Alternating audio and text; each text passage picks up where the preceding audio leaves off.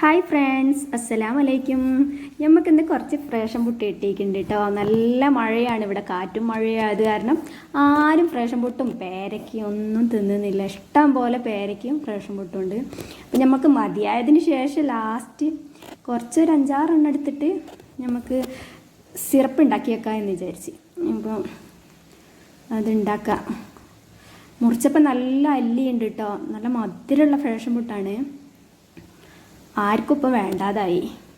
ഈ ചുറ്റുവട്ടത്ത് എല്ലായിടത്തും ഉണ്ട് എന്തായാലും, അതുപോലെ ആർക്കും വേണ്ട.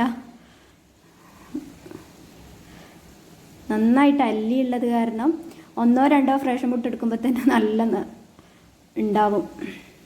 ഞാനൊരു 7 എണ്ണമാണ് എടുത്തിട്ടുള്ളത്.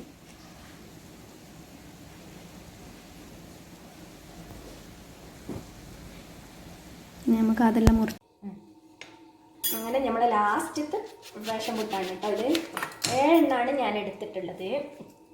അതിൽ എനിക്ക് ഇത്ര ഫ്രേഷൻ പുട്ട് കിട്ടി. ഇത് നല്ലോണം ഉള്ളത് കൊണ്ട് മാത്രമാണ് ഇത്ര കിട്ടിയത്. അല്ലെങ്കിൽ ഒരു 5-10-15 എണ്ണൊക്കെ ഉണ്ടാകുമ്പോഴാണ് ഇത്ര ഉണ്ടാവര് കേട്ടോ. അടിപൊളി ഫ്രേഷൻ പുട്ടാണ്, നല്ല മധുരമുള്ള ഫ്രേഷൻ പുട്ട്. അടുത്ത് നമുക്കിത് ലേശം വെള്ളം, പഞ്ചസാര തിളപ്പിക്കാം. ലായനി ഉണ്ടാക്കാം. പഞ്ചസാര ലായനി ആവശ്യത്തിനുള്ള പഞ്ചസാര ഞാൻ ഇതിലേക്ക് ഇടുന്നുണ്ട്. എനിക്ക് ഇത്രയാണ് വേണ്ടുള്ളൂ, അതുകൊണ്ടാണ്.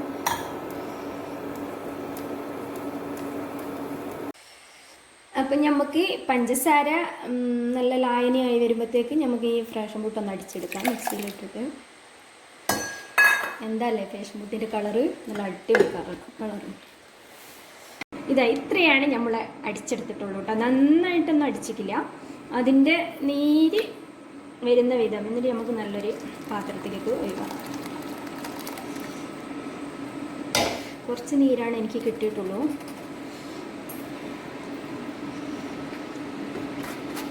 ഇതാ ഇതിൻ്റെ നീരെല്ലാം നന്നായിട്ട് കഴിഞ്ഞിട്ടുണ്ട് കേട്ടോ. എനിക്ക് കിട്ടിയത് ഇതാ ഇത്രയാണ് അതിൻ്റെ നീര്.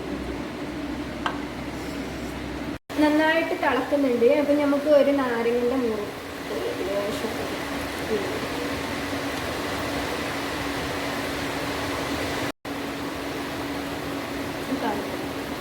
ഇനി നമുക്ക് ഈ ഫ്രേഷൻ ഫ്രൂട്ടിൻ്റെ ജ്യൂസ് ഇതിലേക്ക് ഒഴിച്ച്